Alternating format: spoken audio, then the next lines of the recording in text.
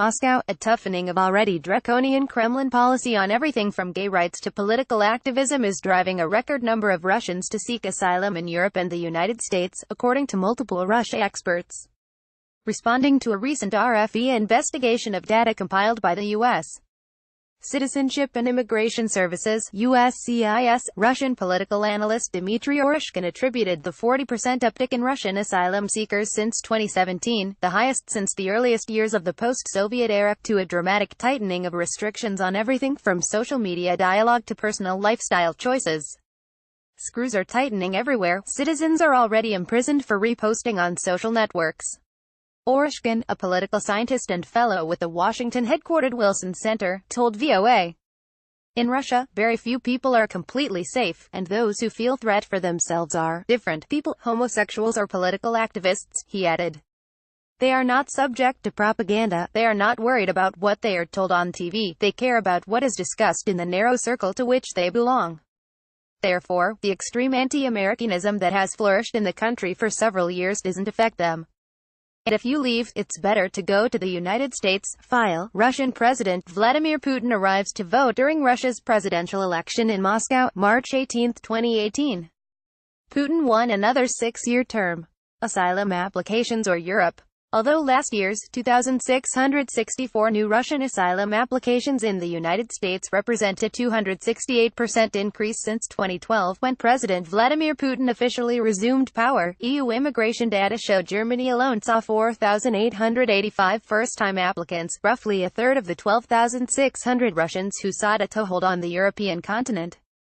While neither USCIS nor EU statistics disclose specific reasons that compel individual applicants to seek asylum, successful candidates must provide proof of an immediate threat to their well-being as a result of discrimination based on race, religion, sexual orientation or affiliation with particular social or political organizations.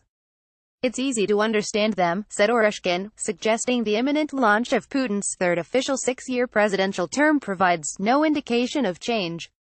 They look at what's happening with, for example, director Kirill Serebryakov, or people from Alexei Navalny's staff, or with gay people in Chechnya, he said.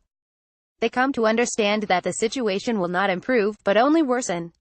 File. Russian opposition leader Alexei Navalny observes the election progress at his Foundation for Fighting Corruption office, in Russia, March 18, 2018.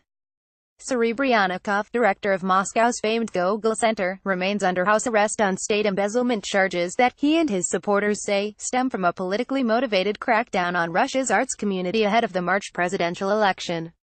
Supporters of anti-corruption campaigner Alexei Navalny, who was barred from the presidential ballot because of a conviction on financial crimes charges he contends were fabricated, were detained Friday ahead of Putin's inauguration events. Although restrictive Kremlin policies of 2018 aren't formally inscribed as legal statutes, Oreshkin said, they are distinctively implicit, and nonetheless mandatory. No protesting the authorities, no staging impermissible performances, no engaging in memorial activities in the North Caucasus and the like, he said, referring the recent jailing of Oyub Titiev, the head of the prominent human rights group, Memorial, which aims to expose atrocities of post-Soviet wars and an Islamist insurgency that spread to predominantly Muslim regions such as Chechnya and Dagestan. Not everyone is ready for this, Oreshkin said. Therefore, people sometimes just run, leaving behind what they have acquired to save their lives. Creative class leaving, too, according to Lev Gudkov of the Levada Center, Russia's only independent national polling agency. It is not only asylum seekers who are looking for a better life beyond Russia's borders, but émigrés of various stripes. Even mature, white-collar professionals that privately feel an incompatibility with Putin's political regime are leaving. However, they choose to justify their decision because they care about their children, their professional interests, a more ecologically sound environment, whatever, he said. As Oreshkin points out, all departures come at a long-term political cost for the entire country. While Putin's Kremlin won't shed a tear over departing rights activists and homosexuals, he said, the steadily increasing flight of open-minded thinkers risks further marginalization of Russia on the world stage. We risk winding up on the global periphery, where bright people cannot find a place, he said. Then we will have to say that our people are inventing something in the USA. Take Pavel Durov, founder of the politically embattled Telegram messenger app, who now resides in London, he said. How can he go back? There are many such people. The Berlin Institute of Population and Development recently called Russia a vanishing power, predicting that by 2030 its population will be reduced by 15 million people. On the eve of Putin's May 7 inauguration, Kremlin officials refused to comment on the U.S. CIS data.